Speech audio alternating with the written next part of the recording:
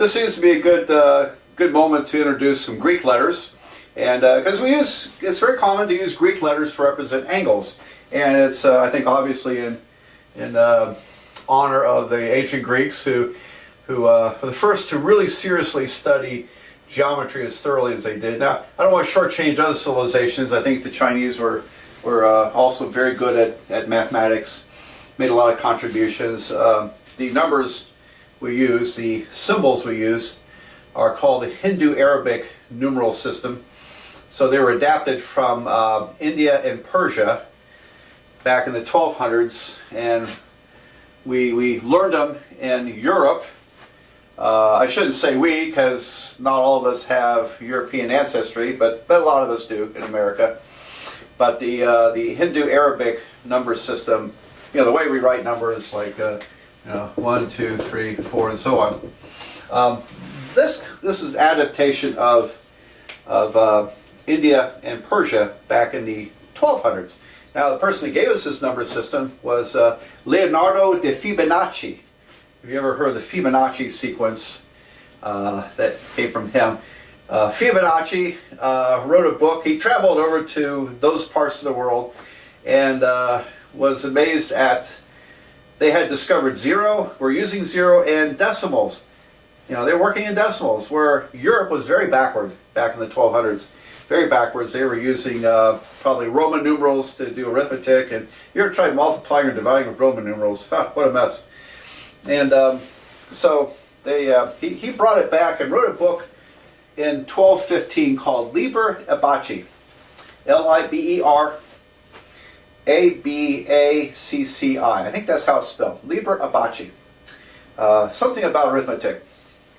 And where he introduced ideas of computation using these symbols and decimals. And I hope I'm not wrong in my history, because someone on YouTube is going to comment on it. But anyway, I think that's my impression of how it went. Anyway, but we like to use Greek letters for angles, and so anyway, of course, the most famous one is pi, and all these are lowercase, by the way. Yeah, although I print in uppercase, all the Greek letters are lowercase. Of course, everybody knows what pi is. The favorite one in trig for angle is actually theta. T-H-E-T-A, theta. And we have some others we like to use. This one is phi, P-H-I. And which you might look at as, oh, wait a minute, isn't that the empty set symbol? Maybe it is. But anyway, that's phi in when it comes to angles, trigonometry. Usually we'll use phi if we need an extra one besides theta. And then here's three more. Alpha and beta. What do you suppose that word alphabet means? First two letters of the Greek alphabet, alpha, beta. And the third one is gamma. Gamma. Alpha, beta, gamma. And it's a funny story with this. There was a physicist named Alpher and another physicist named Gamow. Gamow was the more famous of them. Gamow was a Russian, kind of a practical joker type, and I think it may have been Gamow that discovered or came up with the idea of black holes.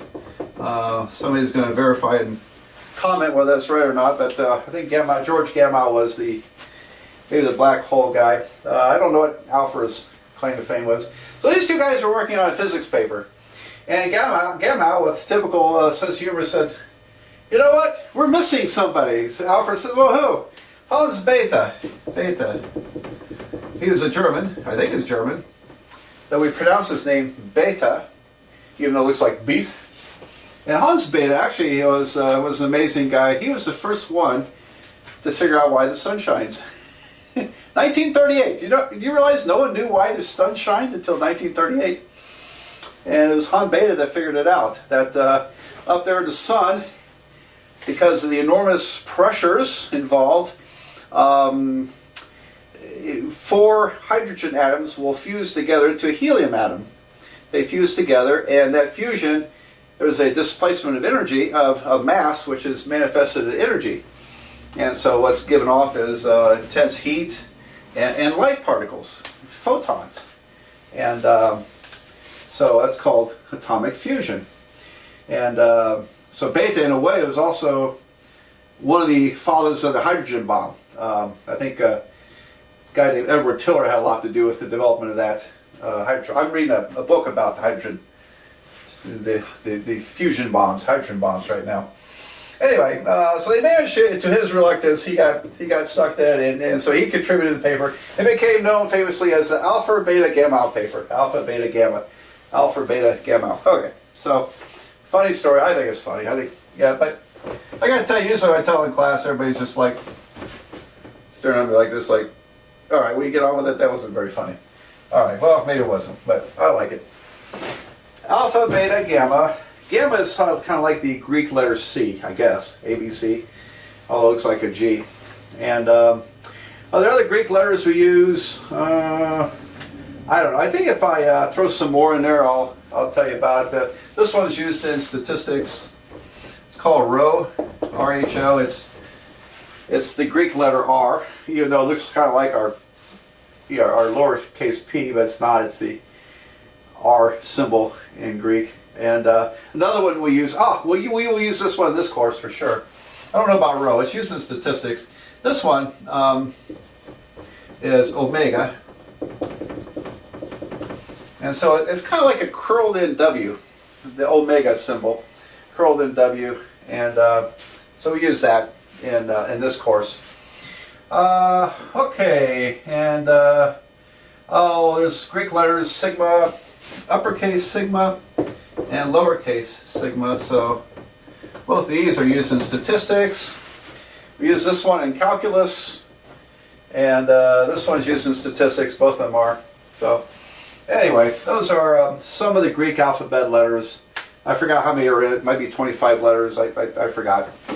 But these are the more common ones. I would say most of the time we'll be using, besides pi, we'll be using theta, sometimes phi. Later on, maybe alpha, beta, and gamma. And at some point we'll use omega. Okay, so, all right, here's my reference video for the Greek letters. And let's go on from there.